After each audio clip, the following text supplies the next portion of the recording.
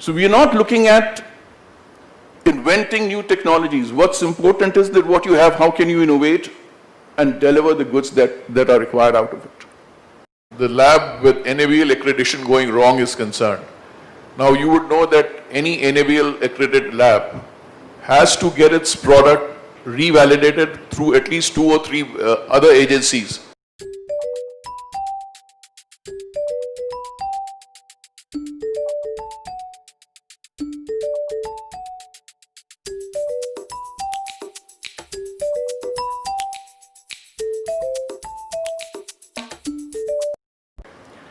But then, coming down to the objectives of the session, it says, needs to be done to make India a strong and resilient defense manufacturing hub. Incidentally, I didn't go through this in the morning, but I was reminded of one of the WhatsApp messages that came to me today. And that said that there was this woman in an air balloon, and she realized that she had lost her way. So she reduced the altitude and shouted to a man below and said, "Excuse me, can you help me?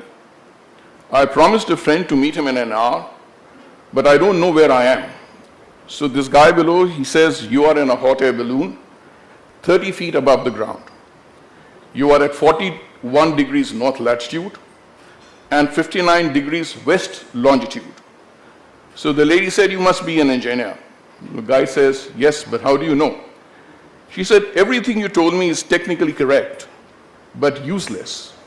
And the fact is that I'm still lost." So this engineer calls up to the lady and says, "You must be in the top management." She says, "Yes." "And how do you know that?" He says, "You don't know where you are. You don't know where you want to go.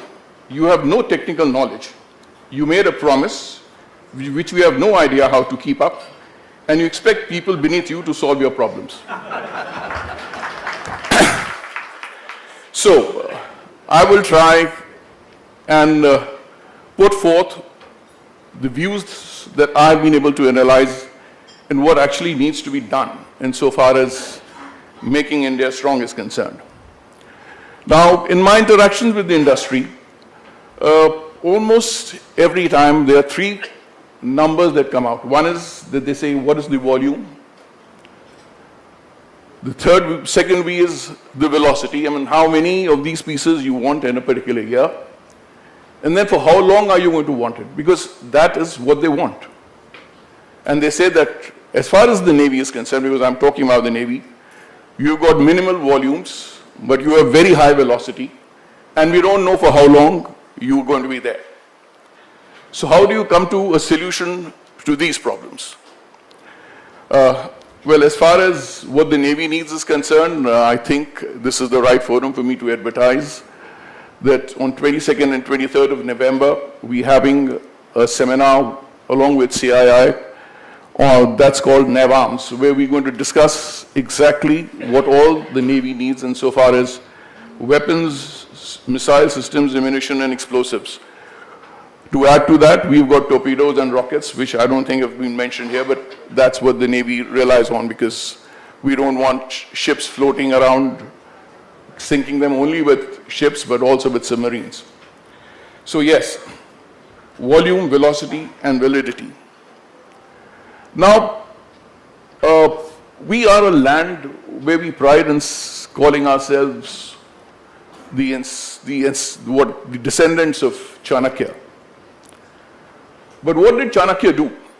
When he was bringing up Chandragupta, he started giving him these low doses of poison so that Chandragupta could one day take in huge amounts of poison. So that's the kind of planning that Chanakya was doing. And that is the kind of thought process that the industry has to have. I mean, we can always say that this is what I want. But then all of us know that this is what you can get in the present circumstances. And how do you make the best of what you can get? You could be an inactive organization. You could be a reactive organization. Somebody would say you could be a proactive organization. But I say, why can't you be an interactive organization? Why can't we actually shape the environment and say that this is what it is? I was talking to Mr. Kalyani just a few hours ago, if I could say, and he said he's made this beautiful ultralight howitzer. Americans, we all look up to, but Americans were, they used to come out with this something called QDR, which came every once in 4 years, which now they have replaced with National Defense Strategy, which came out sometime in August this year. And I was going through this National Defense Strategy of theirs, and they talk about something, technology innovation. That's what they're going to look at. Now, the word used is innovation, the word used is not invention. So we are not looking at inventing new technologies. What's important is that what you have, how can you innovate and deliver the goods that are required out of it. Now, leaving aside the big players who can invest a lot of money, when you come to this issue of volume, velocity, and validity, one thing that's been bothering me all along is that everybody wants to do everything under the sun. Whereas, if you look abroad, there's a turbine that used to drive the erstwhile Sea Eagle missile. Now, the same manufacturer was making a turbine that was driving an American torpedo. So you had these islands of success, and they would bridge amongst themselves and make a formidable archipelago. This is something which none of us, I don't think, have really explored. Because whenever I talk to a person, I will get this technology from abroad, we'll be able to give you everything under the sun. Why can't we map those specific competencies which these industries have and get them together and innovate and make new products out of the same technology that is resident in India? Yes, it's important that we get technologies where there is a technology gap. But of whatever I've seen of the industry, and I'm sure this audience represents quite a few of them, there is no dearth of technology that's resident. The need is that we need to interlink. If we have to make a fabric, the weft and the weave have to be done. That is what we need to design. The government of India, as DG Acquisitions have very rightly said, has done, at least in the last 4 years, what was not done previously. I'm not making a political statement here, but I'm saying for a matter of fact that much has been done. And I don't say that this is enough and nothing more can be done or should be done. Well, it should be done. But then, what is it that we can do today? The Make-II has come in, and as far as the Navy is concerned, as far as the armament of weapons is concerned, we are absolutely open.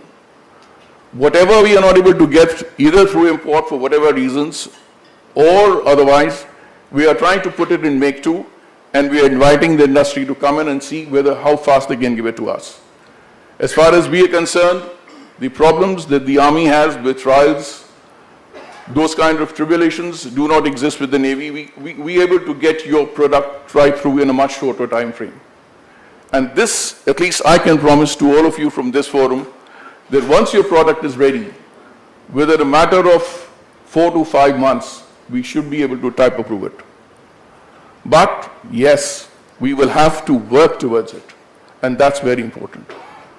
And we proved to them that the material which they rejected when we supplied, because it was rejected by a NAVAL accredited lab, we proved to them that lab is wrong. Okay, so the industry who spends so much of money in creating the infrastructure, why the reliance on the industry is not there?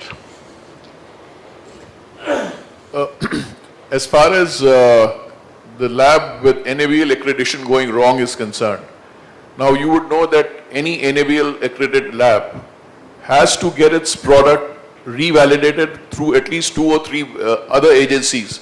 So we expect the procedures of a NAVAL accredited lab to be absolutely bang on.